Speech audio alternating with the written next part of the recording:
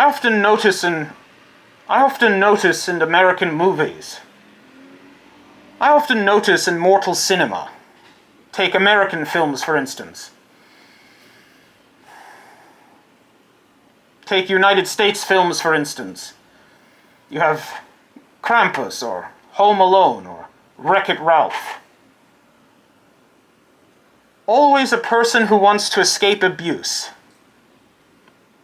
The Grinch, another example, run out of town for being green.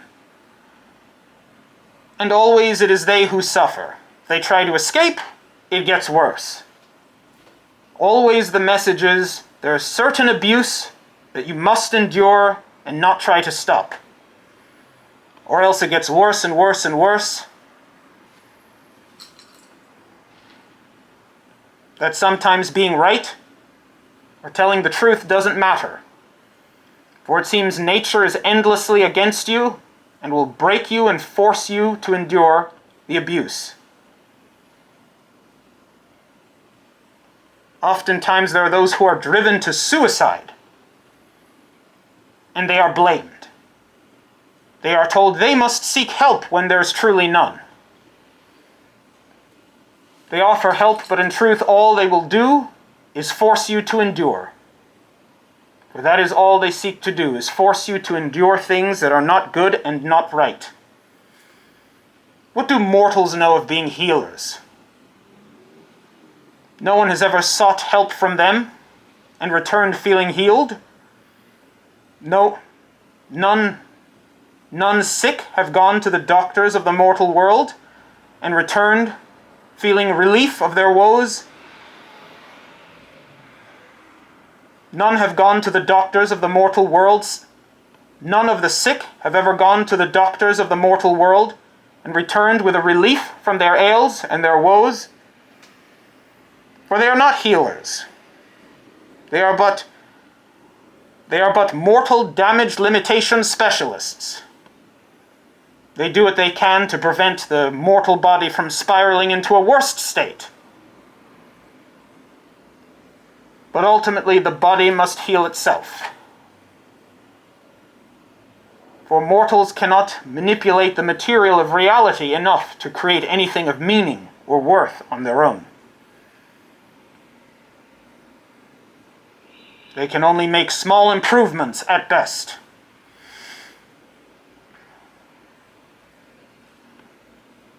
As for the films, these films depict people who wanted to attempt to escape what everyone else does not want them to escape. And they always fail, always punished, and in the end, there is always gratitude. That they must always be pleased, they must always be nice to those who abuse them, because if they do not, it will be worse. This is gratitude. This is gratitude run amok. Gratitude must be curtailed to where it is not used to silence those who want to escape the discomfort and pain of abuse and exploitation.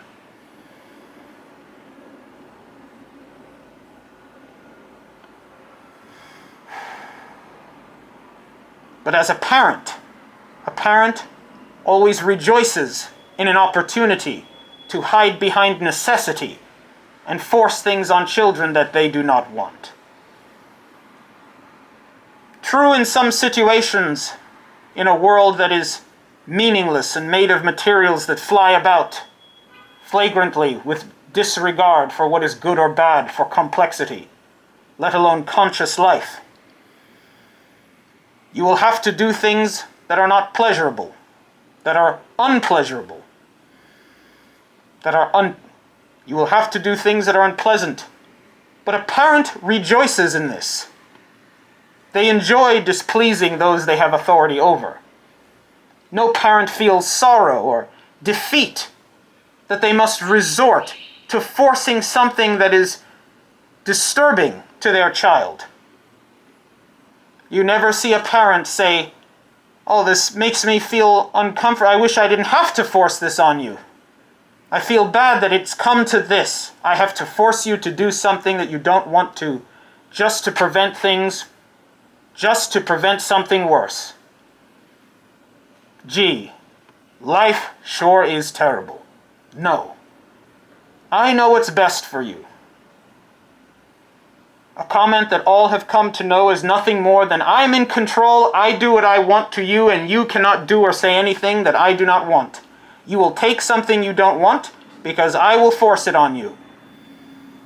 That is the only response that you get from a parent. And truly one example of all authority upon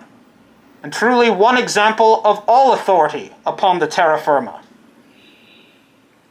The parent surely serves as a model to abuse upon this.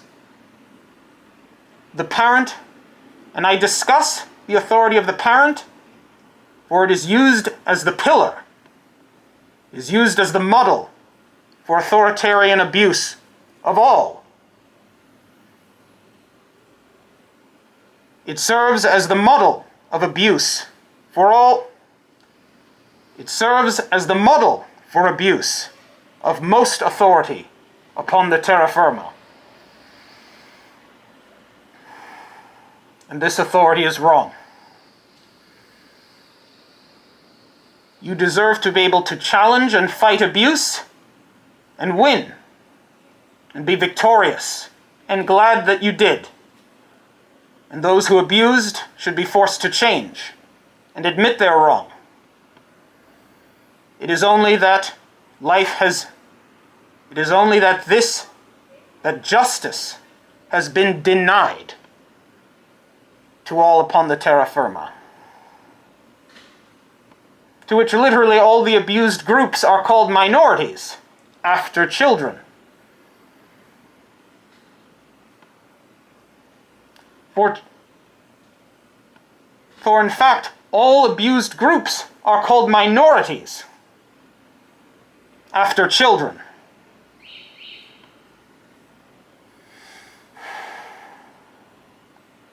Truly a dark, wicked, and unfair life, where it is an endless cycle of abuse in which there are fixed winners and fixed losers. And I am sorry. I am truly sorry that you have all had to endure this.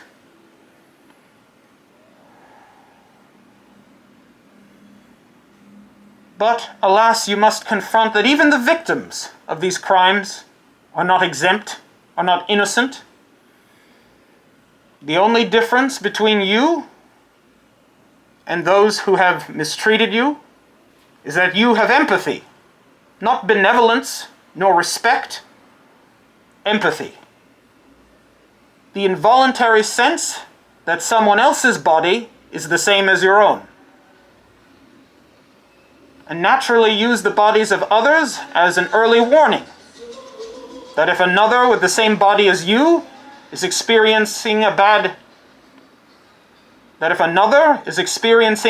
experience, that you may also, so to move or attempt to stop it. But when you are part of a group that can exploit, mistreat, dominate without punishment, and dominate with impunity, that changes, and you do not have empathy.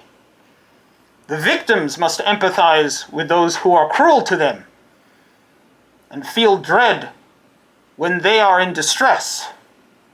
But when you are in distress, they feel nothing, because they have always abused, exploited, and emerged victorious, punished those who had sought justice, and those who had sought justice had always failed and suffered for it.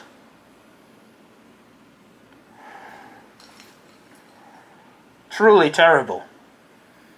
Truly terrible. But things will be different now. Things will be different now.